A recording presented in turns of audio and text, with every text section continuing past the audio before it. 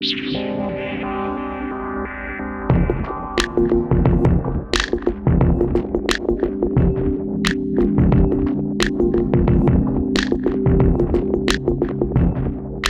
aí, gente, tudo bem? Bora para mais um Q&A. Agora eu tenho duas novidades. Primeiro, tô agora com o meu esqueminha para fazer um café aqui no escritório, um café bom, então eu posso ficar mais feliz aqui nesse Q&A. E troquei de telefone, acabou de chegar, um iPhone 14 Pro. Peguei para, em partes, poder trazer esse conteúdo para vocês. Me digam aí se vocês estão interessados em eu falar por que eu fiz isso. Porque a diferença pro 13 Pro, que era o que eu usava, era pequena, mas fiz isso. Então, vocês me falam aí. Mas vamos embora pro Q&A. Primeira pergunta aqui do Phelps. Pro próximo Q&A. Fala, Léo. Esse quadro é muito bom, parabéns. Obrigado, cara. Gostaria muito que falasse sobre a qualidade de som de codecs diferentes. Se há mesmo real diferença entre a LDAC, a PTX, a AC e etc. em se tratando de fones Bluetooth de modo em geral. Abraço, meu caro. Abração, cara. Ó, vou te falar o seguinte, eu não tenho profundo conhecimento a respeito disso, tá? Pode ser que eu fale alguma besteira, caso eu fale, alguém aí que sabe me diz nos comentários. Mas pelo que eu sei, a única grande diferença entre esses codecs é o tanto de informação que eles conseguem transmitir. Existem algumas outras questões, tipo no caso do aptX Adaptive, que ele tem um bitrate variável, né, dependendo da qualidade, da estabilidade da conexão, mas basicamente assim, não é para existir uma diferença significativa em qualidade de som, meio que assim, de forma pura, né, porque é simplesmente tipo, eu acho que é como se fosse um MP3 a 128 kbps, um a 256, um a 320, depois um FLAC, entendeu? É basicamente isso, né? O codec Bluetooth, ele vai determinar, entre outras coisas, mas acho que essa é a principal, o tanto de informação que ele consegue transmitir e isso vai determinar o bitrate do arquivo, entendeu? Então, um aptX, por exemplo, HD, já é capaz, se eu não me engano, de transmitir MP3 a 320 kbps. Um LDAC já é capaz de tocar até um áudio de alta resolução, tipo a 96 kHz, 24 bits, entendeu? Então é basicamente isso. O ponto é, você chegando num aptX HD, já tá bom, pelo menos pra mim, e mesmo em situações que não tem, tipo o Apple AirPods Pro, ele só tem a AC e já é ótimo. Eu acho que já chega aí também não sei se no MP3 a 320, mas talvez num 256, o que já é suficiente. Não sei, mas eu acho que é 320 sim, tá? Mas é mais ou menos isso, tá? Basicamente é o quanto que ele consegue carregar de informação. Aqui do Rafael Martinez. Obrigado pelo cafezinho, olha só. Eu pergunto o próximo Q&A. Como eu tô conhecendo o mundo da audiofilia agora, graças a vocês e seu belo trabalho, tenho dificuldade para entender melhor meu gosto quanto à tonalidade. Pensei em comprar 3 in-ears baratos, sendo um mais escuro, um neutro e outro mais brilhante, para começar a entender as diferenças na prática e assim poder ir para fones mais caros com mais tranquilidade. Na sua opinião, para quem está entrando no hobby, faz sentido essa estratégia? Se sim, quais suas 3 recomendações? PS, Soundnote Zero chegando para cima do primeiro fone. Cara, faz total sentido, isso era uma estratégia que eu falava lá atrás, na época dos S10 Pro, do KBF1 e do TIM T2. Hoje o mercado evoluiu bastante, você não tem mais tanto essa diferença, pelo menos não em fones muito populares. Mas, e aí talvez, eu não sei se eu diria necessariamente que seria essa divisão que dá para fazer hoje, mas ó, vou te falar. Um Soundnote Zero vai servir como o neutrão, ocupar um lugar que seria de um TIM T2 talvez. Um fone mais escuro, eu não sei se eu colocaria o mais escuro, mas tem o Tangenhola, ele é um pouco, mas não é uma diferença tão grande, mas talvez seja interessante. O KBR Neon é um pouco mais caro, mas seria aquele muito estéreo e diretão. Talvez você possa considerar um KZ ZS10 Pro X como mais energético. Acho que esse grupinho aí já te dá uma variedade bem interessante. Acho que seria minha sugestão. Aí você vê quais que você gostaria de priorizar. O Biratã, pro próximo Q&A. Léo, qual foi o evento zero que fez você procurar fones de melhor qualidade? No meu caso, foi quando os fones do meu primeiro iPod Nano estragaram e ao tentar substituí-los, vi que os fones mais acessíveis tinham um som horrível quando comparados a um iPod. Cara, eu não tive um evento zero, não. Eu lembro que eu sempre liguei pra isso. Então, assim, eu me lembro de ser muito novo e... Pô, meu pai teve uma época que ele colocou um home theater na sala, era um home theater da Bose, eu adorei, assim.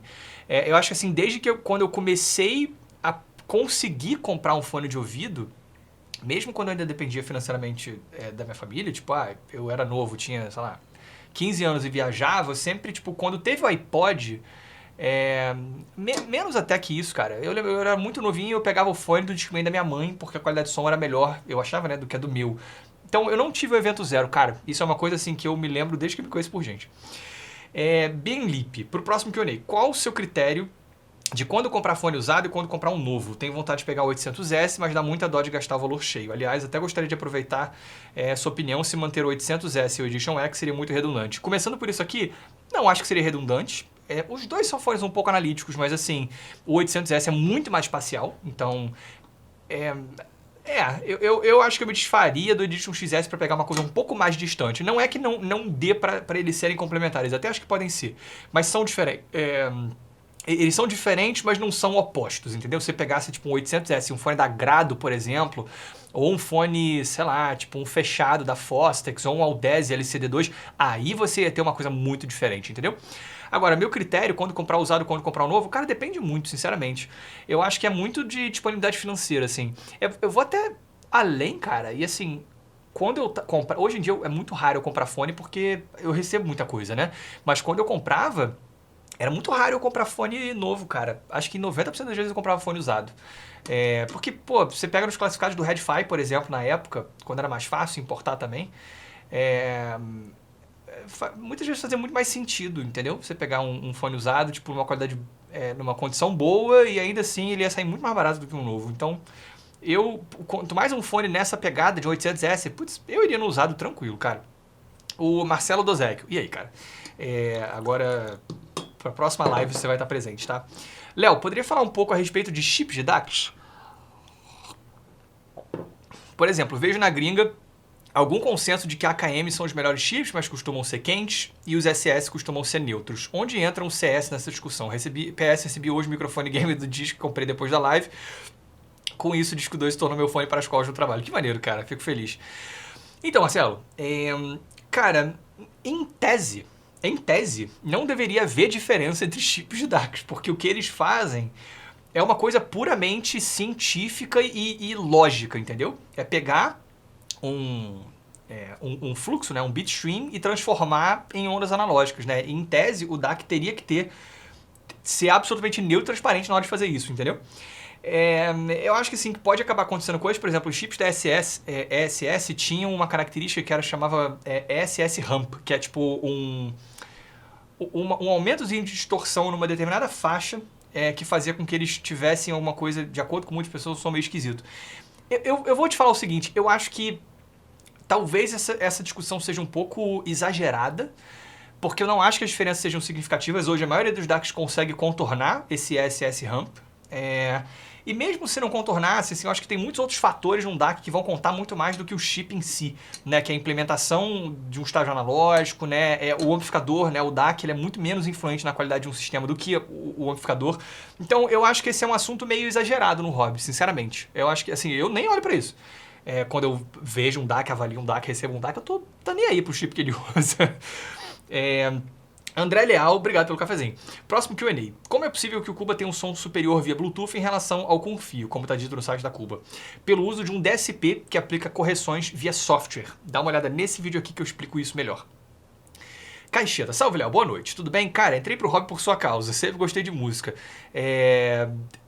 Que fico feliz, mas ao mesmo tempo, desculpa pelo que eu fiz com o seu dinheiro. Mas depois que passei a seguir seu canal, percebi e descobri muitas coisas que me ajudaram ainda mais a apreciar o som. Então, muito obrigado. Que bom, cara. Pelo menos isso. Pergunta o próximo Q&A. Caso eu tenha um fone com plug P2 ou qualquer outro, meu amplificador não tenha determinada entrada do meu fone, o que eu devo fazer para usar meu fone nesse amplificador? Valeu demais e grande abraço. Cara, dá uma olhada na resposta que eu dei no Q&A anterior sobre balanceado, tá? Tendo isso em mente, que não é bom você pegar uma saída balanceada e plugar uma saída que não, uma entrada que não seja, né? O plug de um fone que não seja. Se for uma questão menor que isso, você pode usar o adaptador. Então, tipo, aqui, né, eu tô com um topping, o L70. Tem um XLR, um Pentacom balanceado e um P10. Não tem P2. Mas tudo bem, eu posso usar o P2, que não é balanceado, no P10 com adaptador. Ou se fosse uma saída, se eu tenho um fone com um plug 2.5mm, por exemplo, né, que é o balanceado pequenininho, não tem aqui. Eu poderia plugar esse na saída não balanceada, isso não teria problema, ou então usar um adaptador para botar no XLR ou no Pentacon. Então assim, você pode usar adaptadores, só o único cuidado que você tem que ter é, você não pode plugar um fone não balanceado numa saída balanceada por meio de adaptadores. Não é que você não pode, você pode, mas não é uma boa ideia, porque em alguns amplificadores você pode danificar o amplificador. Mas fora isso, cara, adaptador tá tudo certo. Edson Ando. Outro excelente Q&A, Leonardo. Obrigado. Pro próximo, queria saber como tá a oxidação do seu Sam Martin Pilot. Eu selecionei essa, eu até vim com ele hoje. Vou botar um take de B-roll aqui. Eu dei uma forçada na oxidação com amônia. E eu achei que foi bem legal, cara. Tá mais escuro, tá bonito. Daria pra voltar, mas eu gosto dessa cara mais, tipo, antiga. Então, super curti, cara. JL Neves. Agora, nossa, eu lembro de uns Q&As pra trás aí, que eu tomando um café de cápsula horroroso, agora sim. Outra coisa. Leonardo, parabéns pelo seu trabalho, tão relevante, tão útil e no qual se vê tanta dedicação. Obrigado, cara. Primeira pergunta, na área de fones, quais avanços técnicos têm se mostrado realmente importantes ao longo dos últimos anos, na sua opinião? Respondendo nessa primeira, cara, toda a parada do tuning. A busca é um misto de um monte de fatores. É um mercado entusiasta que cresce muito, é um mercado entusiasta que está cada vez mais conhecedor, né? Porque você tem avaliadores como um Crinacle, por exemplo, né? Você tinha o Tile Hertzens, né? Que trazem uma ótica subjetiva para esse hobby, né? O Amir do Audio Science Review, ainda que você discorde, né? É uma ótica que faltava antes, né? Num mercado muito subjetivista. A acessibilidade dos equipamentos de medição, então você faz com que esse próprio público robista tenha os meios para entender o que está ouvindo em termos técnicos, né, e julgar e fazer as próprias medições. Então, assim, isso está fazendo com que as marcas, né, busquem essa melhoria no tuning. Então, eu diria que é isso. Não acho nem que seja uma questão técnica, não. Eu acho que, assim, tecnicamente, talvez o maior avanço que eu vi nas últimas décadas foi o HD800S da Sennheiser. De resto, tipo, in-ear eletrostático não é nada absurdo, in-ear planar também não. Talvez a volta dos planares para os headphones, né, por conta da Audeze da Hi-Fi Man há um tempo, mas também não acho que isso necessariamente é um avanço, né, simplesmente pegar uma tecnologia que já existia. Eu acho que em termos de avanço é isso. Cara, daria pra dizer que os fones True Wireless são um avanço em termos de DSP, né, que tem cada vez mais fones fazendo um belo trabalho via DSP, que é uma coisa que não era muito difundida antes. Tá aí, eu acho que isso é interessante. Inclusive, um fone que eu tenho aqui, que foi o primeiro headphone sofisticado baseado em DSPs, o AKG90Q, é fantástico, mas mesmo ele hoje já mostra limitações, tipo os agudos principalmente. Assim, hoje você já consegue um desempenho mais interessante. Eu diria que é isso, tá? E a outra aqui. A Sony tem divulgado com entusiasmo a tecnologia voltada à melhoria do processamento de áudio, desenvolvida por ela, que se chama S-Master Digital Amplifier Technology. Será que esse tipo de inovação é um real avanço ou se trata só de uma jogada de marketing? Cara, é o seguinte, eu nunca ouvi falar disso aqui, tá? Não sei exatamente do que se trata,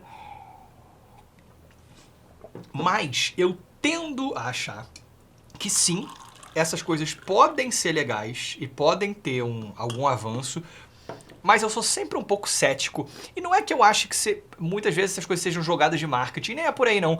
Mas assim, é tipo, eles fazem uma tecnologia, desenvolvem um negócio e aí colocam um nome pomposo, entendeu? É como se fosse, tipo, o Cuba Disco é um fone modular. É como se a gente chegasse aqui e dissesse que nosso fone tem a tecnologia Modular Platform Thunder.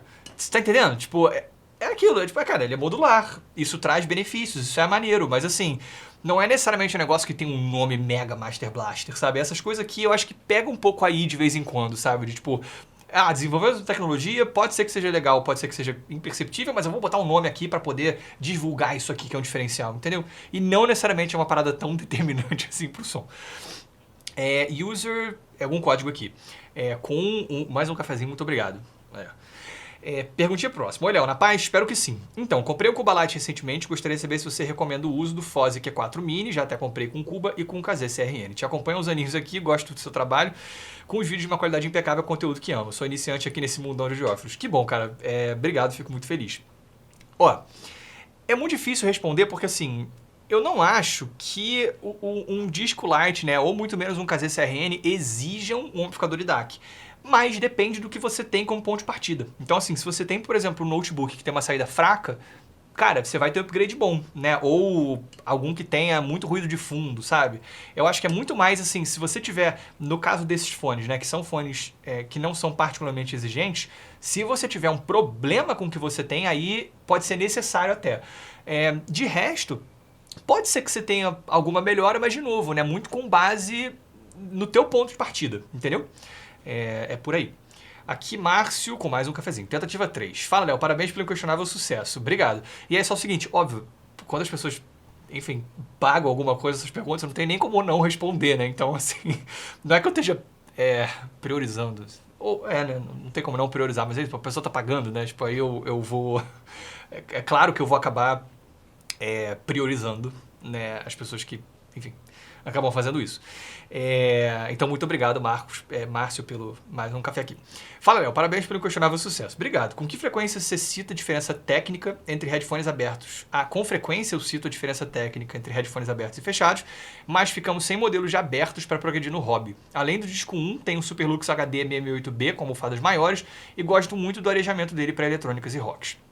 1. Poderia indicar modelos para serem o próximo passo em abertos? Procuro mais definição e refinamento, mas mantendo esse arejamento. 2. Teremos conchas abertas na cuba, grato e abraço. Cara, conchas abertas na cuba por enquanto não, mas a gente tá começando a desenvolver um fone aberto. Mais sofisticado que o disco. Mas uma concha aberta pro disco eu acho difícil, assim, isso seria um outro modelo.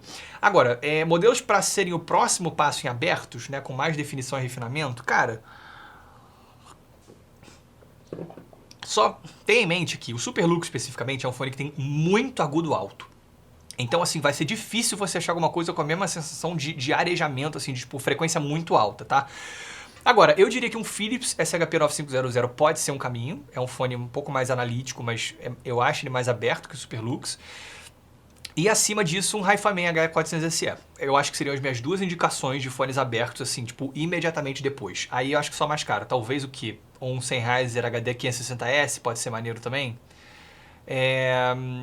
Aí depois você tem, se você quiser uma coisa bem analítica mesmo, tem a linha da Audio-Técnica, tipo o AD700X, ou A700X, não lembro, o aberto.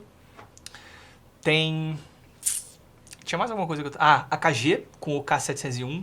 O que eu diria que é um upgrade direto, tá? Do Superlux, que tem uma pegada parecida, são os fones da Beyer Dynamic. Ou um DT880, por aí, que é um fone com mais em V. Acho que seriam esses caminhos, tá? Que eu sugeriria pra você. Real Mistério. Fala, Léo, quais são suas fontes de informação sobre áudio? Eu queria saber mais sobre o assunto, mas não sei ao certo onde procurar. Cara, pra mim foi... Putz, fechei sem querer, cadê? Perdi. Achei. Pra mim, assim, eu lia muito review, comecei aprendendo muito com reviews e sites onde eu aprendi muito tecnicamente. Cara, o finado Inner Fidelity, pra mim, Tile Hurtens, é a parada. Muitos dos artigos técnicos foram pro site da Stereophile, então ainda tem coisa lá pra você ver. Hoje, o site do Crinacle, o In-Ear Fidelity. Cara, ali tem muita informação incrível. E outras coisas eu acabo pegando em outros lugares, né? Então, tipo, sobre áudio digital, por exemplo, né? Tem muita informação sobre isso na internet mesmo, assim, tipo, cara, pego muita coisa no Google.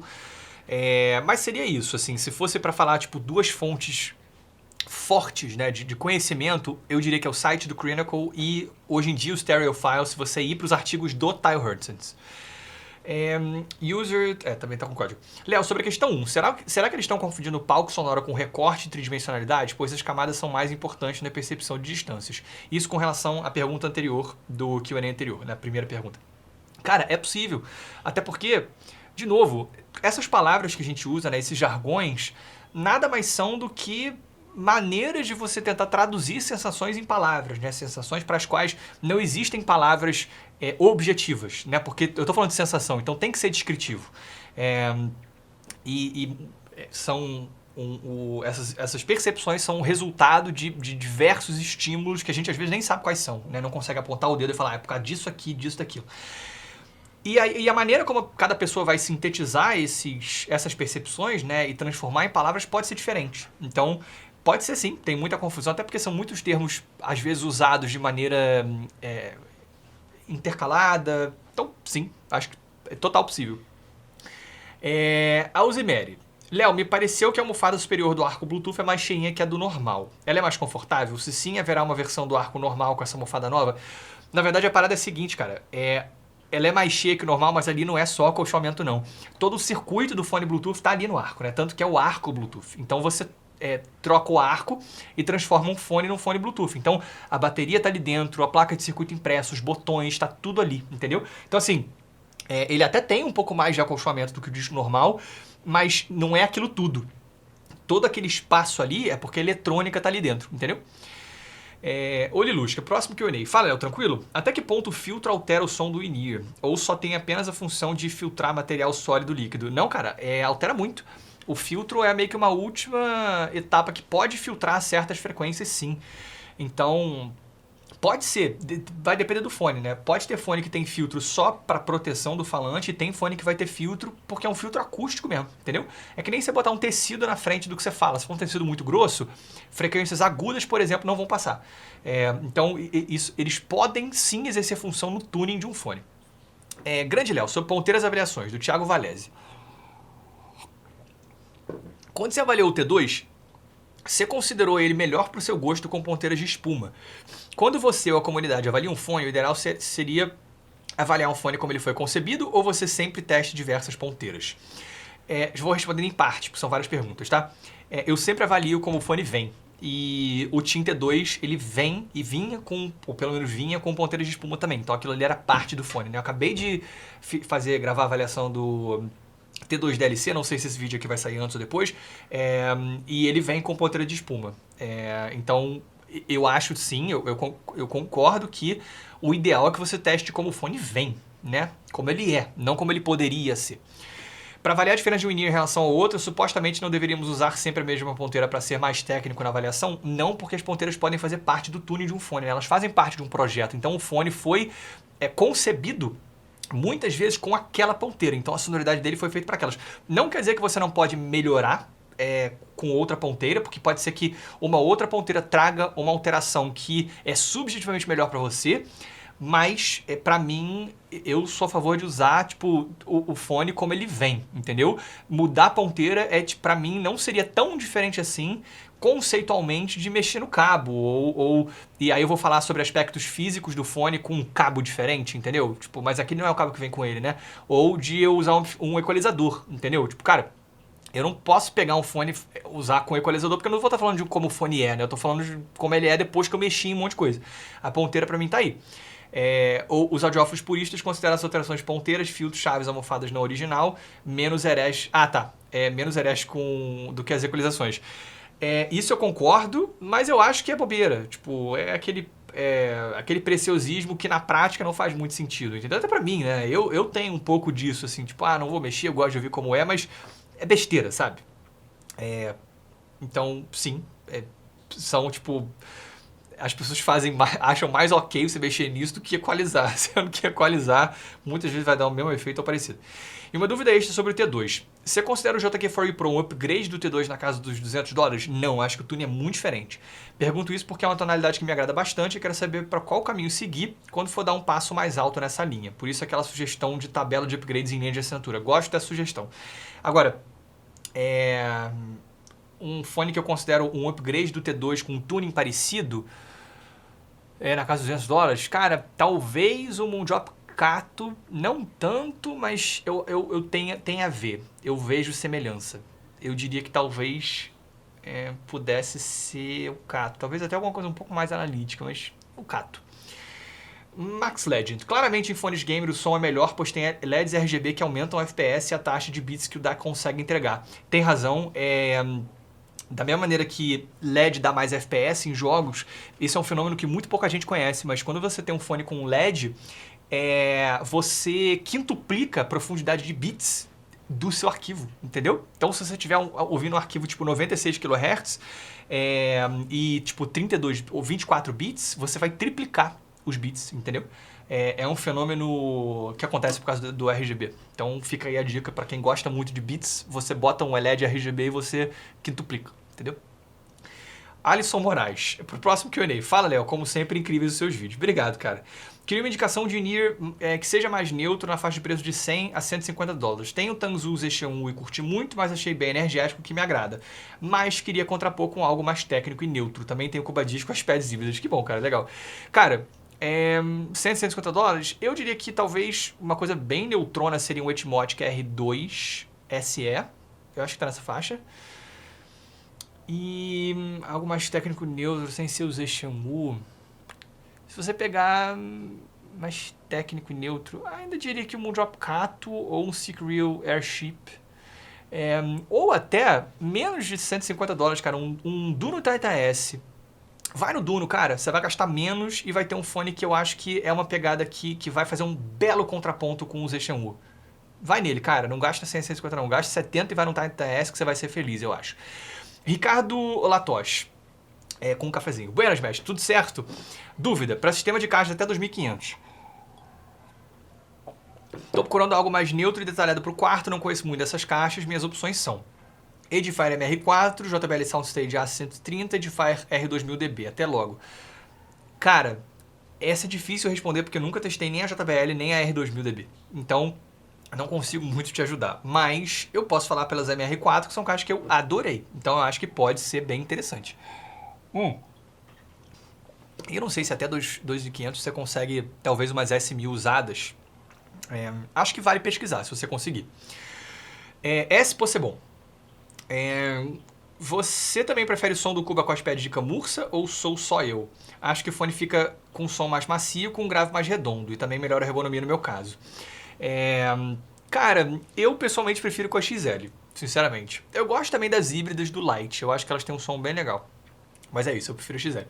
Enfim, pergunto porque de tempos em tempos volta ao Cuba e apesar de, obviamente, ele ser mais limitado do que outros itens da coleção, para constar Edition S, HD 800S, Aldez LCD2C, HD 650, grado SR60X. É o meu fone de conforto, aquele que a gente volta para lembrar como existe bastante prazer também na simplicidade. Cara, me sinto absurdamente lisonjeado de você ter um disco e gostar dele junto com esses outros fones que são, né, muito sofisticados.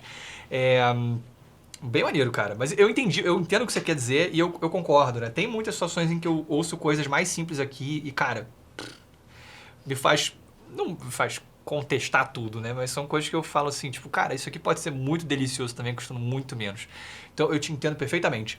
Mas é isso, cara. Eu pessoalmente prefiro com a XL. Mas eu sei que muita gente prefere com a moça. Vitor Mack. Léo, comprou como o QDelix 5K? Pelo site oficial mesmo, sai absurdamente caro comprar por lá. Cara, foi... Mas eu comprei pela Cuba, porque pra gente vai ser um instrumento, porque o equalizador dele é muito bom. Então, sim, veio por FedEx, é como eles mandam, e aí vem uma trolha de imposto, né? Você paga o dobro. Você paga o preço do negócio, mais 100% de imposto. Mas é o tipo do produto que eu acho que não tem muito jeito, cara. É isso. É a forma de envio deles. Eu não cheguei a perguntar se eles mandam de outra forma, mas o único que tinha lá quando eu comprei era o FedEx. Rabelo GP. Fala, Léo, esse ponto do SP ser uma vantagem em fones Bluetooth é realmente interessante. Não existe uma maneira de reproduzir essa vantagem em um sistema de fone cabeado analógico com o uso de software no próprio PC ou smartphone. Pegamos o arco Bluetooth do Cubadisc, por exemplo. Não teria como ser fornecido uma curva EQ paramétrica para aplicarmos no Equalizer APO e chegarmos a um resultado semelhante ao DSP do arco? Abraço. Cara, em resumo, sim, é possível. A vantagem de você ter um DSP interno tem duas. É onde você está fazendo essa alteração, porque isso pode ter alguma interferência em distorção, eu acho. Então, tipo, se você... Posso estar falando besteira, tá? Mas eu acho que é assim. Se tiver alguém de eletrônica, me responde aqui, me corrige nos comentários, tá? Se eu estiver falando alguma besteira. Mas eu acho que se bobear, se você fizer uma alteração antes do estágio de amplificação, talvez você tenha menos chances de introduzir distorção na cadeia, entendeu? Então, um fone com um fone digital, né, um fone Bluetooth, você pode fazer essa alteração no momento anterior na cadeia. A outra vantagem é que você não depende de outras coisas, né? Então, assim, sei lá, se eu tenho como você falou, né, um Cubadisco cabeado, se eu coloco ele no computador, beleza, eu posso ter um Equalizer APO que tá geralzão aqui. Né, com uma equalização e uma correção própria. Agora, se eu plugar em outro computador, eu vou ter que instalar o APO, botar também as curvas de compensação. O celular é a mesma coisa, entendeu? Mal ou bem num fone Bluetooth, você tem tudo ali nele, né, no próprio firmware dele. Então, Independente do dispositivo que você vai usar, essas correções vão estar ali. Essa pra mim é a grande vantagem. PHR777. Léo, a parceria com o Edifier acabou? Tentei usar o cupom MTH5 recentemente no site deles e não consegui. O cupom aparece como inválido mesmo testando com produtos que você fez review. Cara, infelizmente sim. Não é que acabou quer dizer, eles continuam mandando produtos para eu testar, mas eles interromperam os links de afiliados, né? É uma, assim... Eles não são obrigados a ter isso, claro, né? É só uma coisa que pode ajudar os canais como o meu, porque eu posso ganhar alguma comissão em cima de vendas. E como vocês sabem, né? Vocês me acompanham aqui, eu não faço review positivo por causa de link de afiliados. Mas, infelizmente, não tem mais, né? O que só me afeta, não afeta vocês. Mas não tem mais cupom de desconto, infelizmente. Então agora, era 5% de desconto, mas agora, infelizmente, isso não tá mais disponível. Mato Carina. Cara, é bem longa, mas na verdade o principal é só aqui o início, pelo que eu me lembro. Olha só. Eu não entendo como fones intra-auriculares teriam menos capacidade de provocar a sensação de palco sonoro. Nós não ouvimos o alto-falante do fone a uma distância de 1 centímetro ou 10 centímetros ou 2 metros da orelha. Nós ouvimos a pressão que chega no nosso tímpano e, dadas as devidas compensações, matematicamente deveria sim ser possível um in-ear ter o mesmo som que um over-ear. Basta que as ondas que cheguem no tímpano sejam as mesmas, mas para isso o tuning e outras características dos dispositivos e possivelmente do áudio deveriam ser compensadas. Só para comentar aqui, para te explicar, tá?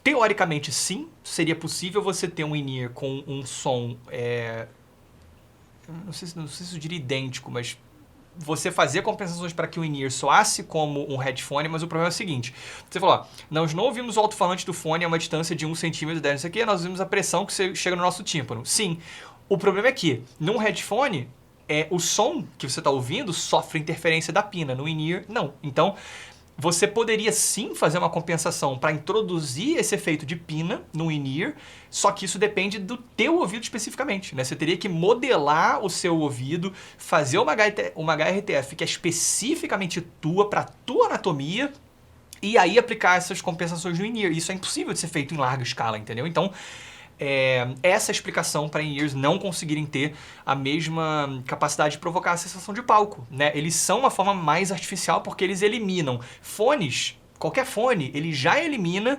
várias camadas de interferência que o nosso corpo faz sobre aquilo que a gente ouve. Por exemplo, uma coisa que conta muito é tipo o crossfeed, a interferência. Tipo, você ouvir na vida real, né, de uma caixa de som, o que você está ouvindo com o teu ouvido direito, quer dizer, você ouve com os dois ouvidos, tá? O que está na tua frente. E se você mexe um pouquinho a cabeça, isso vai mexendo no som, né? E com isso você determina a direcionalidade. Em fones você não tem isso, né? Inclusive, o que é captado por um ouvido não é captado pelo outro, porque o fone está te fechando aqui. É diferente da vida real, porque o teu ouvido daqui está ouvindo o som e o ouvido daqui está ouvindo um som muito parecido, com as mesmas coisas mais ou menos, né? Com pequenas diferenças. Num fone você isola o que chega no do outro. Você não tem interferência do seu torso, né? Você já não tem um monte de coisa. No in-ear é mais uma camada de coisa que você perde, que é a pina, entendeu? Então, é por isso que fones são uma experiência muito diferente. Então, assim, matematicamente seria possível? Sim. Só que na prática seria possível? Não, porque eu não consigo. Você imagina, eu teria que desenvolver um fone, não aplicar um DSP, mas medir a tua anatomia, fazer um molde, medir esse HRTF. Isso é impossível, entendeu? É por isso. Era a última? Não. Peraí. Agora é a última. LF Carvalho Tube. Gente, qual é o equalizador que aparece na capa do vídeo? Cara, é o equalizador do QDelix 5K, que foi o que teve uma outra pergunta aqui. Que é um amplificadorzinho e DAC portátil Bluetooth que tem um DSP incrível, com um aplicativo incrível, com equalizador incrível. Então, vai ter review, tá? A gente comprou principalmente para Cuba, para ajudar no desenvolvimento de produto, mas eu vou fazer, obviamente, um review aqui. Gente, é isso, já tá grande pra caramba, então esse foi o Q&A, deixa a pergunta aí pro próximo Q&A, quem sabe eu consigo responder. Então, espero que vocês tenham gostado, se vocês tiverem gostado, clique no botão de like, se vocês tiverem gostado muito, se inscrevam no canal. Grande abraço!